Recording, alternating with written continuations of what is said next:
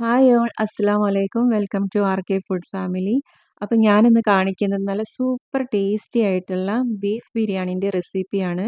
അപ്പം നമുക്ക് വേഗം തന്നെ കണ്ടു നോക്കാം. അതിന് മുന്നായിട്ട് നിങ്ങൾ എൻ്റെ ചാനൽ സബ്സ്ക്രൈബ് ചെയ്യാതാണ് കാണുന്നുണ്ടെങ്കിൽ പ്ലീസ് ഒന്ന് സബ്സ്ക്രൈബ് ചെയ്ത് സപ്പോർട്ട് ചെയ്യണേ. കൂടെ കാണുന്ന ആ കുഞ്ഞു ബെല്ലൈക്കണിൽ ഒന്ന് ക്ലിക്കാക്കി ഒന്ന് ഓൾ എന്ന ഓപ്ഷനും കൂടെ കൊടുക്കുകയാണെങ്കിൽ ഞാനിടുന്ന വീഡിയോസിൻ്റെ നോട്ടിഫിക്കേഷൻ നിങ്ങൾക്ക് കിട്ടും. അപ്പോൾ നമുക്ക് ടേസ്റ്റി ആയിട്ടുള്ള ബീഫ് ബിരിയാണി എങ്ങനെ ഉണ്ടാക്കണേന്ന് കാണാം. അതിന് വേണ്ടി ഞാനൊരു കുക്കർ എടുത്തിട്ടുണ്ട്. ഞാനൊരു 3/4 കിലോ ബീഫാണ് എടുത്തിട്ടുള്ളത്. അത്യാവശ്യം വലിയ വലിയ പീസാക്കിയിട്ടാണ് കട്ടാക്കിയിട്ടുള്ളത്. ബിരിയാണിക്കൊക്കെ ആകുമ്പോൾ അത്യാവശ്യം വലിയ പീസ് തന്നെയായിട്ട് ഇട്ട് കൊടുക്കുക. കാരണം എന്തായാലും വെന്ത് വരുമ്പോൾ ഇതൊന്ന് ചുരുങ്ങിപ്പോവും.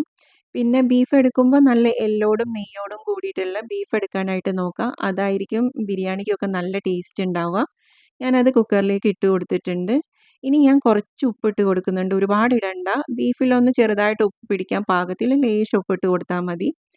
പിന്നെ ഇതിലേക്ക് ഞാൻ ഒരു 1/2 ഗ്ലാസ് വെള്ളം കൂടെ ചേർത്ത് കൊടുക്കുന്നുണ്ട്. ബീഫിൽ നിന്ന് എന്തായാലും വെള്ളം ഇറങ്ങി വരും. എന്നാലും ഒരു 1/2 ഗ്ലാസ് വെള്ളം ഒഴിച്ച് കൊടുക്കാം. പിന്നെ ഒരു 1/4 ടീസ്പൂണിന് താഴെയായിട്ട് കുറച്ച് മഞ്ഞൾപ്പൊടിയും കൂടെ ചേർത്ത് കൊടുക്കുന്നുണ്ട്. വേറെ ഒരു പൊടികളും ചേർത്ത് കൊടുക്കണ്ട. ഇത് മാത്രം ചേർത്താൽ മതി. ഇനി ഇത് മൂന്നും കൂടെ ഒരു 3/4 വേവ് ആവുന്നവരെ നമുക്കൊന്ന് വേവിച്ചെടുക്കാം. ആ സമയം കൊണ്ട് നമുക്ക് മസാല ഉണ്ടാക്കിയെടുക്കാം. അതിന് വേണ്ടിയിട്ട് ഞാനൊരു പാൻ വെച്ചിട്ടുണ്ട്. അതിലേക്ക് ഓയിൽ ഒഴിച്ചിട്ടുണ്ട്. ഇതിലേക്ക് ഞാൻ വലിയ 4 സവാളാണ് എടുത്തിട്ടുള്ളത്. ഇനി ഇതിലേക്ക് ഉപ്പും കൂടെ ചേർത്ത് കൊടുക്കുക. ആവശ്യത്തിനുള്ള ഉപ്പും കൂടെ ചേർത്ത് കൊടുത്തിട്ട് നന്നായിട്ട് വഴറ്റിയെടുക്കാം. ഉള്ളി വഴറ്റുമ്പോൾ അത്യാവശ്യം നല്ല ലൈറ്റ് ഗോൾഡ് ആവണ വരെ നന്നായിട്ട് വഴറ്റിയെടുക്കുക. എന്നാൽ മാത്രമേ നല്ല രുചി ഉണ്ടാവുകയുള്ളൂ മസാലയ്ക്ക്. ഒരു ട്രാൻസ്പെറൻ്റ് ആക്കിയിട്ടല്ല, അത്യാവശ്യം ഗോൾഡ് കളർ ആവുന്ന വരെ തന്നെ വഴറ്റിയെടുക്കാം. ഇനി ഇതിലേക്ക് നമുക്ക് ചതച്ചെടുക്കാനായിട്ട് കുറച്ച് സാധനങ്ങൾ വേണം. ഞാൻ 1/2 കുടം വെളുത്തുള്ളി എടുത്തിട്ടുണ്ട്. അത്യാവശ്യം വലിയ പീസ് ഇഞ്ചി എടുത്തിട്ടുണ്ട്. അതൊന്ന് കട്ടാക്കി ഇട്ട് കൊടുത്തിട്ടുണ്ട്. പിന്നെ ഒരു 10 പച്ചമുളകും കൂടി എടുത്തിട്ടുണ്ട്. ഇതൊന്ന് ചതച്ചെടുക്കാം. ഇപ്പോൾ ദാ ഉള്ളിയൊക്കെ നന്നായി ഗോൾഡ് കളർ ആയിട്ടുണ്ട്. നമുക്ക് ചതച്ചെടുത്തിട്ടുള്ള ഇഞ്ചിയും വെളുത്തുള്ളിയും പച്ചമുളകും ഇതിലേക്ക് ചേർത്ത് കൊടുക്കാം. ഞാൻ 1 ടീസ്പൂൺ മാറ്റി വെക്കുന്നുണ്ട് ഇതിൽ നിന്നും. ഇനി ഇത് മൂന്നും കൂടെ നന്നായിട്ട് വഴറ്റിയെടുക്കുക. ഇഞ്ചിൻ്റെയും വെളുത്തുള്ളിൻ്റെയും പച്ചമണം മാറുന്നത് വരെ നന്നായിട്ടൊന്ന് വാട്ടിയെടുക്കുക.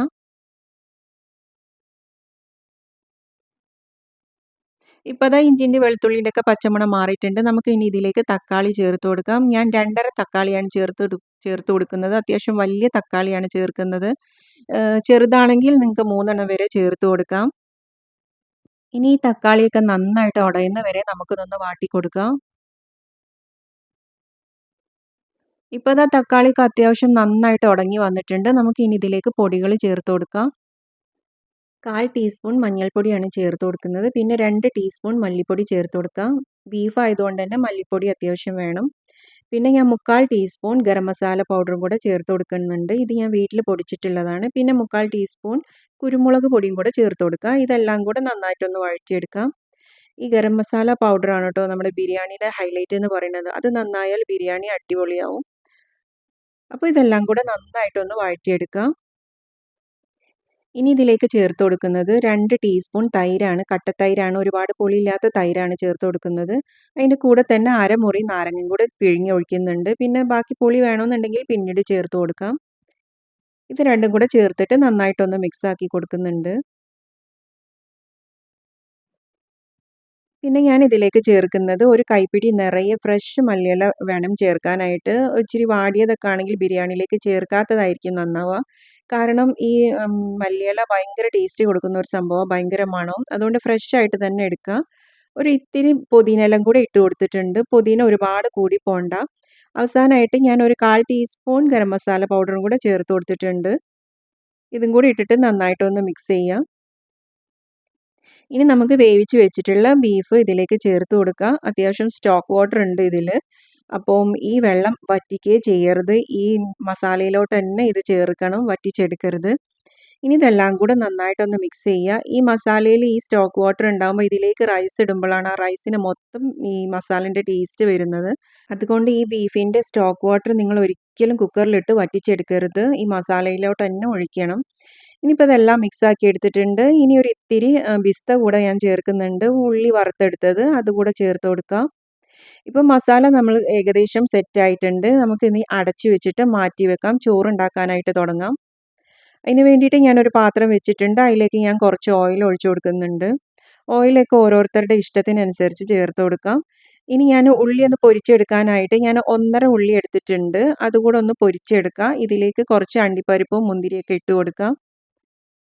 ഇനി നന്നായിട്ടൊന്ന് ഗോൾഡ് കളർ ആവണ വരെ ഒന്ന് നന്നായിട്ട് ഫ്രൈ ആക്കി എടുത്തിട്ട് നമുക്കിതൊന്ന് കോരി മാറ്റി വെക്കാം.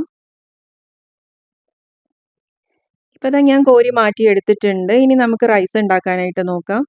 ഉള്ളി പൊരിച്ചിട്ടുള്ള ഓയിലിലേക്ക് തന്നെ കുറച്ച് നെയ്യ് കൂടെ ചേർത്ത് കൊടുക്കാം. ഞാൻ 1 ടീസ്പൂൺ നെയ്യ് ചേർത്ത് കൊടുത്തിട്ടുണ്ട്. കൂടെ തന്നെ 2 കഷ്ണം പട്ട, ഒരു ബേ ലീഫും 5-6 ഏലക്കായും ഒരു 4-5 ഗ്രാമ്പും കൂടെ ചേർത്ത് കൊടുത്തിട്ടുണ്ട്.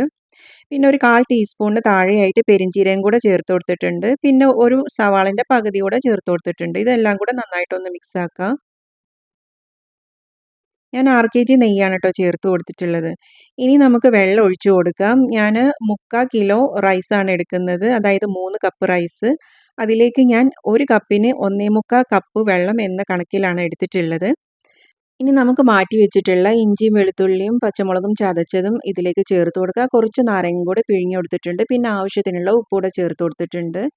ഇനി നമുക്കിതെല്ലാം കൂടെ ഒന്ന് മിക്സ് ആക്കിയിട്ട് അടച്ച് വെച്ചിട്ട് വെള്ളം തിളയ്ക്കുന്ന വരെ ഒന്ന് വെയിറ്റ് ആക്കാം.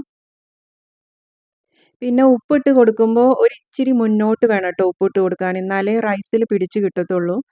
അപ്പോൾ ഇതാ വെള്ളമൊക്കെ നന്നായിട്ട് തിളച്ചിട്ടുണ്ട്. നമുക്കിനി അരി ഇട്ട് കൊടുക്കാം. ഞാൻ കഴുകി ഊറ്റി വെച്ചിട്ടുള്ള അരിയാണ്. ഇത് നമുക്ക് വെള്ളത്തിലേക്ക് ചേർത്ത് കൊടുക്കാം. എന്നിട്ട് ഇതൊന്ന് നന്നായിട്ട് മിക്സ് ചെയ്ത് കൊടുത്തിട്ട് നമുക്ക് അടച്ചു വെച്ചിട്ട് ഇതൊന്ന് വേവിച്ചെടുക്കാം. മീഡിയം ടു ലോ ഫ്ലെയിമിൽ വെച്ചാൽ മതി. ഹൈ ഫ്ലെയിമിൽ വെക്കണ്ട. ഇപ്പോൾ ഇതാ വെച്ചിട്ട് കുറച്ച് സമയമായി. നമുക്കൊന്ന് തുറന്ന് നോക്കിയിട്ട് ഒന്ന് ഇളക്കി ഇട്ട് കൊടുക്കാം. ഇപ്പോൾ വെള്ളമൊക്കെ അത്യാവശ്യത്തിന് വറ്റി വന്നിട്ടുണ്ട്. എന്നാൽ ഒരുപാട് വറ്റിയിട്ടുമില്ല. ഒന്ന് ജസ്റ്റ് ഒന്ന് ഇളക്കിയിട്ട് കൊടുത്തിട്ട് ഒന്ന് തട്ടിപ്പൊത്തി വെച്ചിട്ട് ഒന്നുകൂടെ നമുക്ക് വെച്ച് കൊടുക്കാം. അടച്ച് വെച്ച് വേവിക്കാം. ഇപ്പോൾ അത് 2-3 മിനിറ്റ് കൂടെ കഴിഞ്ഞിട്ടുണ്ട്. നമുക്കൊന്ന് ഇനി തുറന്ന് നോക്കാം. ഇപ്പം വെള്ളമൊക്കെ അത്യാവശ്യത്തിന് നന്നായിട്ട് വറ്റി കിട്ടിയിട്ടുണ്ട്. ഈ ഒരു പരുവത്തിൽ മതി. എന്നാൽ ചോറൊന്നും വെന്തൊന്നും പോയിട്ടൊന്നുമില്ല. ഒരു 3/4 വേവായിട്ടേ ഉള്ളൂ. അതിനനുസരിച്ചല്ലേ നമ്മൾ വെള്ളം ഒഴിച്ചു കൊടുത്തിട്ടുള്ളൂ. ഇനി നമുക്ക് ദമ്മിടാനായിട്ട് തുടങ്ങാം. ആദ്യം തന്നെ ഒരു ലെയർ ചോറിട്ട് കൊടുക്കുക. അതിൻ്റെ മുകളിലായിട്ട് കുറച്ച് അണ്ടിപ്പരിപ്പും മുന്തിരിയൊക്കെ ഇട്ട് കൊടുക്കുക. കൂടെ കുറച്ച് മല്ലിയില ഇട്ട് കൊടുക്കുക. പിന്നെ കുറച്ച് ഗരം മസാലയും കൂടെ വിതറി കൊടുക്കുക. നിങ്ങൾക്ക് വേണമെങ്കിൽ മഞ്ഞൾപ്പൊടി പാലിൽ കലക്കിയിട്ട് കുറച്ച് ഇത് അവിടെ ഇവിടെയൊക്കെ ഒന്ന് സ്പ്രെഡാക്കി കൊടുക്കുക. ഇനി ഇതന്നെ റിപ്പീറ്റ് ചെയ്യുക. ഇപ്പോൾ ഇതാ ഞാൻ മുഴുവനും സെറ്റാക്കിയിട്ടുണ്ട്. മല്ലിയിലയും അണ്ടിപ്പരിപ്പും മുന്തിരിയും ഉള്ളി വറുത്തതും എല്ലാം ഇട്ട് കൊടുത്തിട്ടുണ്ട്. ഗരം മസാല ഇട്ട് കൊടുത്തിട്ടുണ്ട്. നമുക്കിനി ഇത് ഫോയിൽ കൊണ്ടൊന്ന് കവർ ചെയ്തെടുക്കാം.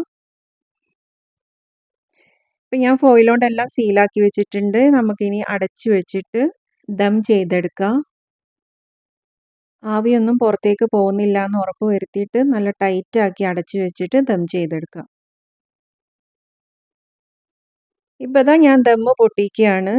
ഫോയിലൊക്കെ മാറ്റാൻ വേണ്ടി പോവുകയാണ്. നമ്മൾ വെച്ചിട്ട് കുറച്ച് സമയം ഏകദേശം 1 മണിക്കൂറായി വെച്ചിട്ട്. നമുക്കൊന്ന് മാറ്റി നോക്കാം. അപ്പോൾ അത് അടിപൊളിയായിട്ട് ദമ്മായി വന്നിട്ടുണ്ട്. മുകളിലേക്കൊക്കെ ആവി കയറി നല്ല സൂപ്പറായിട്ട് ദമ്മായി വന്നിട്ടുണ്ട്. ഞാൻ വെച്ചിട്ടുള്ളത് അരമണിക്കൂർ ഒരു 5 മിനിറ്റ് ഹൈ ഫ്ലെയിമിൽ വെച്ചിട്ട് പിന്നെയുള്ള ബാക്കി 25 മിനിറ്റും ലോ ഫ്ലെയിമിലാണ് വെച്ചിട്ടുള്ളത്. അവിടുന്നും ഒരു അരമണിക്കൂർ കഴിഞ്ഞിട്ടാണ് ഫ്ലെയിം ഓഫാക്കിയിട്ട് അരമണിക്കൂർ കഴിഞ്ഞിട്ടാണ് ഞാനിപ്പോൾ ദമ്മ് പൊട്ടിക്കുന്നത്. അപ്പോൾ മൊത്തം 1 മണിക്കൂർ കഴിഞ്ഞിട്ടാണ് ഞാൻ ദമ്മ് പൊട്ടിക്കുന്നത്. നല്ല സൂപ്പർ ടേസ്റ്റി ആയിട്ടുള്ള ബിരിയാണിയാണ്. നിങ്ങളിങ്ങനെ ഒന്ന് ട്രൈ ആക്കി നോക്കണം. നമുക്കിനി ചോറ് മറ്റൊരു പാത്രത്തിലേക്ക് മാറ്റാം. നമ്മളെ ഭാഗത്തേക്ക് കോഴിക്കോട് ഭാഗത്തേക്കൊക്കെ ഇങ്ങനെ ചോറും മസാലയൊക്കെ സെപ്പറേറ്റ് ആയിട്ടാണ് വിളമ്പുക. അപ്പം ചോറ് നമുക്ക് മൊത്തമായിട്ടും മറ്റൊരു പാത്രത്തിലേക്ക് മാറ്റാം. എന്നിട്ട് ചോറെല്ലാം കൂടെ നന്നായിട്ടൊന്ന് മിക്സ് ചെയ്തെടുക്കുക. ഈ മസാലേൻ്റെ എല്ലാ ഫ്ലേവറും ഈ ചോറിലേക്ക് ഇറങ്ങിയിട്ടുണ്ടാവും. ഇനി ഞാൻ മസാല ഒന്ന് കാണിക്കാം. അടുക്കി പിടിക്കുകയോ കാര്യങ്ങളോ ഒന്നും തന്നെയില്ല. അതുകൊണ്ടാണ് ആ സ്റ്റോക്ക് വാട്ടർ കളയരുതെന്ന് പറയുന്നത്. അത് ഇതിലുണ്ടെങ്കിൽ നമുക്ക് ദം ചെയ്തെടുക്കുമ്പോഴും പേടിക്കാനൊന്നുമില്ല. അടുക്കി പിടിക്കുന്ന കാര്യങ്ങളൊന്നും വരില്ല. അപ്പം നല്ല അടിപൊളിയായിട്ടുള്ള സൂപ്പർ ടേസ്റ്റി ആയിട്ടുള്ള ബീഫ് ബിരിയാണിയാണ്. നിങ്ങളിങ്ങനെ തന്നെ ട്രൈ ആക്കി നോക്കണം. ഇങ്ങനെ ട്രൈ ആക്കി നോക്കിയിട്ടില്ലെങ്കിൽ അത്രയ്ക്ക് രുചിയാണ്. അപ്പോൾ നിങ്ങൾക്കെൻ്റെ വീഡിയോ ഇഷ്ടമാവുകയാണെങ്കിൽ പ്ലീസ് ഒന്ന് സബ്സ്ക്രൈബ് ചെയ്ത് സപ്പോർട്ട് ചെയ്യണേ. കൂടെ കുഞ്ഞ് ബെല്ലൈക്കണിൽ ഓൾ എന്ന ഓപ്ഷനും കൂടെ കൊടുക്കാൻ വേണ്ടി നോക്കണേ. ഉണ്ടാക്കി നോക്കിയിട്ട് അഭിപ്രായങ്ങൾ അറിയിക്കാനും മറക്കരുതേ. അപ്പോൾ നമുക്ക് അടിപൊളിയായിട്ടുള്ള മറ്റൊരു വീഡിയോയിലൂടെ കാണാം. Thank you.